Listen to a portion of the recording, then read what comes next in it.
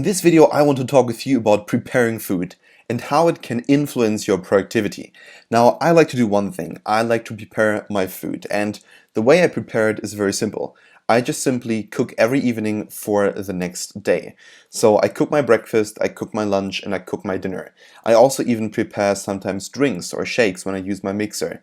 But the one thing that I want to give you here is basically like a little guideline, a little outlook on how you could save more time. Because when we talk about productivity, when we talk about preparing our own food, what we really talk about is that we want to have more time than other people to do work. And of course, we can also say we want to have more time in order to do, for example, in order to be more happy, in order to, travel more, all of these things.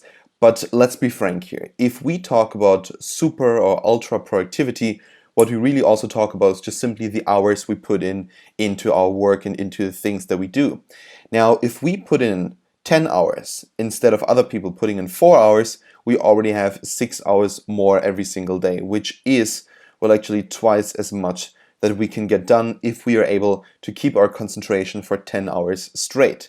Now, of course, there is this kind of notion currently that you can just only work 4 hours a day and still get more done than a person that, works like 16 hours a day. And no, that is definitely not true. I'm probably the living, breathing counter example for that, and I can just simply tell you it is not true. So what we want to find out is how can we get more time than other people out of every single day? Now, one of my best advice to you is just simply prepare the food and eat the food while you work. Now, of course, I don't want you to get obsessed with work in the way that I'm obsessed, even though I think that if you are obsessed with work, this can actually become very beneficial to you, and you actually could become much more productive, much more successful, and this could really change your life. But still, what you want to do is just simply analyze every single day. For what do you spend most time every single day? Well, of course, we spend a lot of time on working, we spend a lot of time on sleeping, and also we spend a lot of time on eating. And that is basically the number 3 thing that we do for most of the time every single day. We work, we sleep, and we eat, or we prepare the food. Now, of course, every single day you want to have a breakfast that is different from your lunch, and you want to have a lunch that is different from your dinner. Now, I do not really count in that kind of steps. I rather say, okay, I want to eat something different every single day that tastes nice for me. And what I do is I basically prepare 3 meals which are exactly the same for every single day of the week.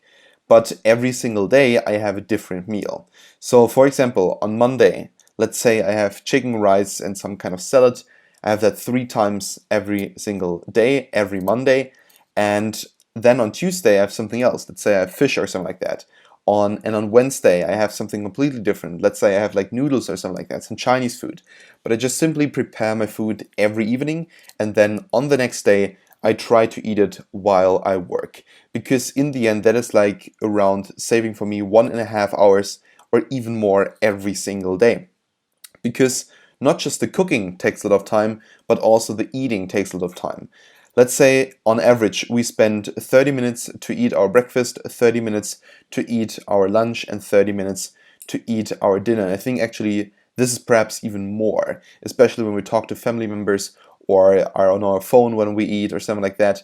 And really we also spend at least half an hour every day preparing our food. I rather think it's like preparing food for, let's say, 30, 40 minutes or perhaps even 50 minutes, and then on average we eat, let's say, 30, 40 minutes our food as well. So in the end, a very long time that we spend with eating. And the thing that we also shouldn't forget is that after we eat, we often get quite tired, and then we cannot be as productive as we were before we ate. So the same thing actually applies to me right now, because I just had lunch and I'm now creating more courses. But I had lunch when I was sitting here and I was preparing the material for this video right now and the next videos that are going to come here in this course. But the one thing that I believe is very important for you to remember is just simply this. If you want to have more time every single day, you cannot add it up. You cannot put it, like you cannot say the day is now 26 hours long.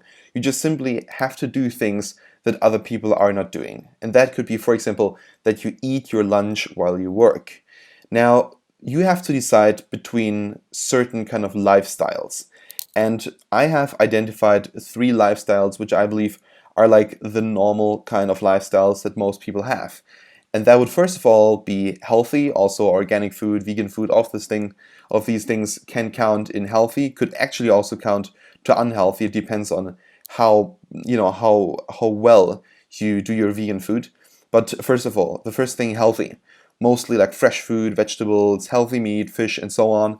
And then we got the work-based kind of food that actually gives our brain the most nutrition and keeps our body as healthy as possible, in the sense that we really want to get the most things done. This is like the lifestyle that I'm sticking to. So I eat a lot of brain foods such as blueberries and nuts, and just simply to keep my brain active.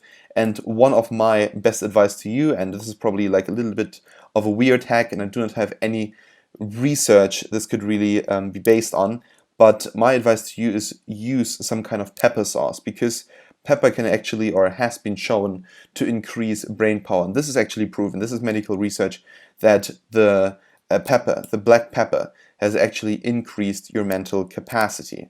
Now, of course, it has not been proven that through this sauce this actually happens, but I'm pretty sure that it will, because it mainly consists of pepper. So if you want to look it up, there's like a Vietnamese sauce with black pepper. Many Vietnamese sauces have black pepper in them, and I use them for all my rice, for all the chicken stuff that I eat, and it just tastes incredible and actually makes you most likely smarter.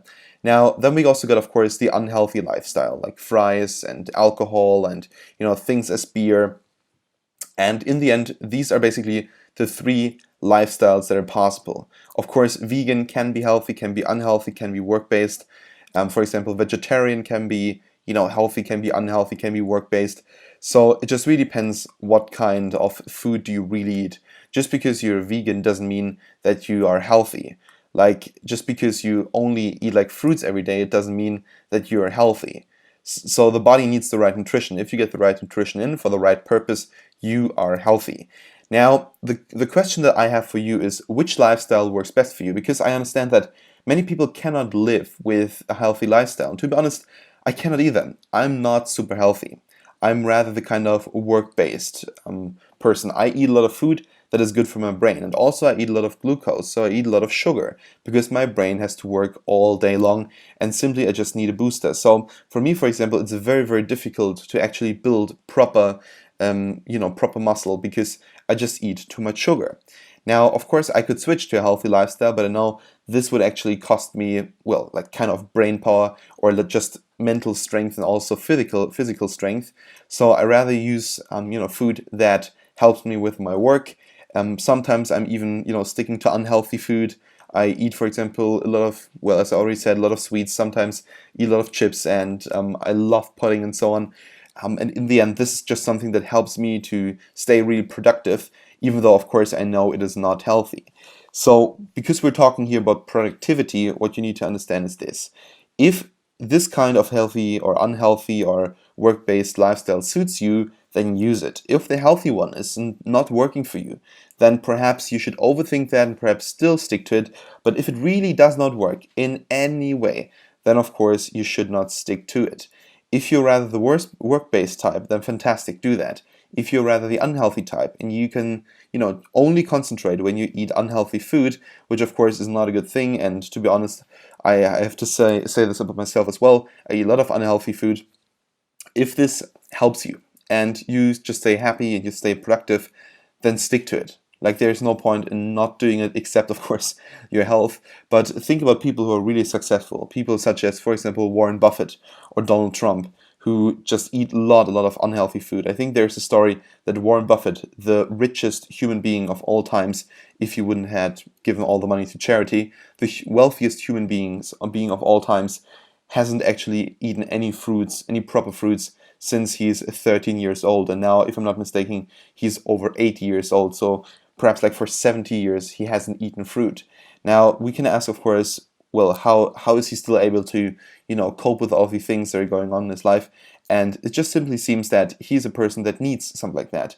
There are people who need something like that. Of course, these are not the majority, but most people are really the healthy types. So when you live healthy, you will also feel healthy, and your brain's going to work properly. But there are also people who are just on the unhealthy side, and I don't want to demonize them here. Now, the last thing is very important, and that is listen to your inner self. It really depends what kind of inner self you have. If your inner self says, okay, I want to live healthy, then go for it. If your inner self says, okay, I need to have a work-based diet, then go for it. Or if your inner health says, okay, I'm rather the unhealthy type, then go for it. Just listen to yourself, and believe me, you're going to pick the right diet.